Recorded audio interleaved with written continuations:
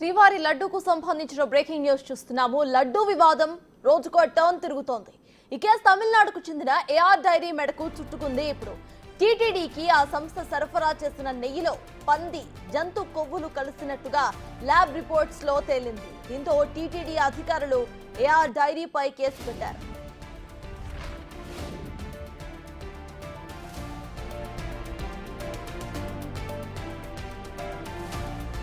TTD ఫిర్యాదుతో పోలీసులు పలు సెక్షన్స్ కింద కేసును నమోదు చేశారు.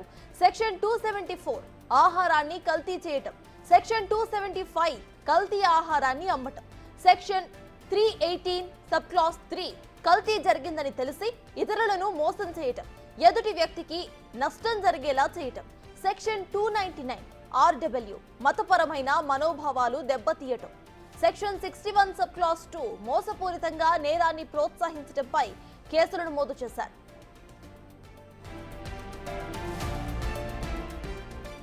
దీంతో ఇప్పుడు లడ్డూ వివాదం ఏఆర్ డైరీ చుట్టూ తిరుగుతోంది. పలు సంస్థల నుంచి వస్తున్న నెయ్యిలో నాణ్యత తగ్గుతుందని మొదటి నుంచి అనుమానంగా ఉందని టీటీడీ ఆరోపించింది. ఇప్పుడు అందుకే అన్ని సంస్థలను గతంలో హెచ్చరించామని, కొన్ని సంస్థలు పద్ధతిని మార్చుకున్నాయని తెలిపింది.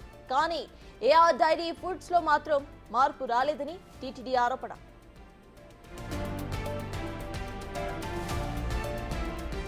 జూన్ 12, 20, 25, జూలై 4న ఏఆర్ ఫుడ్స్ నుంచి టీటీడీకి 4 ట్యాంకర్ల నెయ్యి సరఫరా వచ్చింది.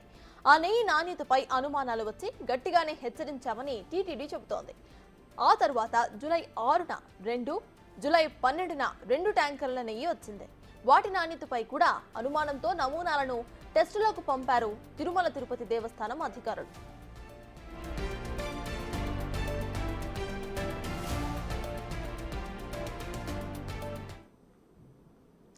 ఇక శ్రీవారి లడ్డూ వివాదంలో ఇటు రాజకీయ కోణమే కాకుండా ప్రెసెంట్ ఏఆర్ డైరీకి చుక్కలు కనిపిస్తున్నాయి. ఇదే అంశంపై పూర్తి డీటెయిల్స్ మా ప్రతినిధి దామోదర్ అందిస్తారు. దామోదర్, చెప్పండి, ఏఆర్ డైరీలో థరో ఇన్వెస్టిగేషన్ జరగబోతుంది అని అనుకోవచ్చా?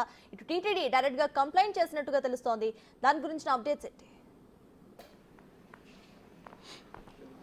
సర్తాజ్ ఏఆర్ డైరీకి సంబంధించి ఇప్పటికే నిన్న కేసు నమోదైంది. 8 సెక్షన్లపై కేసు నమోదు చేసిన పరిస్థితి. నమ్మకాన్ని వమ్ము చేయడం, ఒప్పందానికి విరుద్ధంగా వ్యవహరించడం, దీంతోపాటు మోసం చేయడం, నమ్మకాన్ని విశ్వాసాలను దెబ్బతీసే విధంగా సరఫరా చేయడం, ఇలాంటి సెక్షన్ల కింద కేసు నమోదు చేసిన పరిస్థితి. మొత్తం మీద ఈ కేసుకు సంబంధించి నిన్న మధ్యాహ్నం ఏదైతే TTD marketing GM Murali Krishna ఫిర్యాదు చేశారు. ఈ ఫిర్యాదు సుమారు 6 కాపీల ఫిర్యాదు ఉంది. ముఖ్యంగా న్యాయ నిపుణులతో చర్చించి ఫిర్యాదును తయారు చేయడం జరిగిందని తెలుస్తుంది. అందులో ఏదైతే తాము ఎలాంటి కండిషన్స్ పెట్టామో, అదేవిధంగా ఏఆర్ డైరీ సరఫరా చేసిన నెయ్యిలో ఎలా కల్తీ జరిగింది, ఎన్డీడీబీ ఇచ్చిన ల్యాబ్ రిపోర్ట్స్ ప్రకారము ఏ విధంగా ఎంత శాంచురీలో ఎంత ఉండాలి, అంటే నెయ్యి శాతానికి సంబంధించి మంచి నెయ్య లేకపోతే చెడు నెయ్య, కల్తీ జరిగిందా లేదా అన్న మొత్తం ఏదైతే వారి దగ్గర ఉన్న ఆధారాలన్నీ పోలీసులకు సమర్పిస్తూ ఫిర్యాదు చేసిన నేపథ్యము. దీనికి సంబంధించి పోలీసులు కేసు నమోదు చేశారు. త్వరలో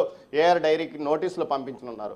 మొత్తం మీద ఈ కేసుకు సంబంధించి ప్రస్తుతానికి ఏఆర్ డైరీ మీద కేసు నమోదు చేసినప్పటికీ త్వరలో ప్రొక్యూర్మెంట్కి సంబంధించి ఏదైతే ప్రొక్యూర్మెంట్ కమిటీ ఏఆర్ డైరీని సందర్శించిందా, లేకపోతే ఏఆర్ డైరీకి ప్రొక్యూర్మెంట్ కమిటీకి ఉన్న సంబంధం ఏమిటి, ఆమోదం ఏ విధంగా తెలిపింది, అసలు ప్రొక్యూర్మెంట్ కమిటీ అటు క్షేత్రస్థాయిలో పరిశీలించి వీరికి నెయ్యిని ఉత్పత్తి చేసే కెపాసిటీ ఉందా లేదా అన్న విషయం మీద కూడా తనిఖీ చేయాలని ఉంది. ముఖ్యంగా సిట్ ఏర్పాటు చేసిన నేపథ్యంలో సిట్ చేయాల్సిన పనుల్లో ముఖ్యంగా ఎఫ్ఐఆర్ నమోదైన తర్వాత దానిని తీసుకెళ్లి ఆ ఎఫ్ఐఆర్ ప్రకారము ఫిర్యాదు ప్రకారమే సిట్ దర్యాప్తు కొనసాగించే అవకాశం ఉంది.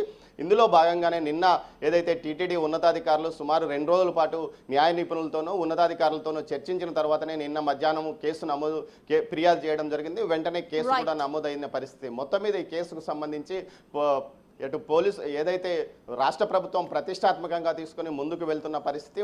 దీంతోపాటు ఈ కేసుకు సంబంధించి ప్రస్తుతం కేవలం ఏఆర్ డైరీ మీద ఉన్న ఈ కేసు మరికొంత మీద నమోదయ్యే అవకాశం ఉందని కూడా చెప్పవచ్చు సర్తాజ్. అయితే ఇందులో భాగంగానే ఏదైతే అనవసరంగా కేసులు నమోదు చేస్తున్నారంటూ ఇటు ఏదైతే ప్రతిపక్షాలు ఆరోపిస్తున్న నేపథ్యంలో అటు ప్రభుత్వం పూర్తిగా పటిష్టంగా ఈ కేసు ద్వారా ముందుకు వెళ్లాలని ప్రయత్నిస్తుంది సర్తాజ్.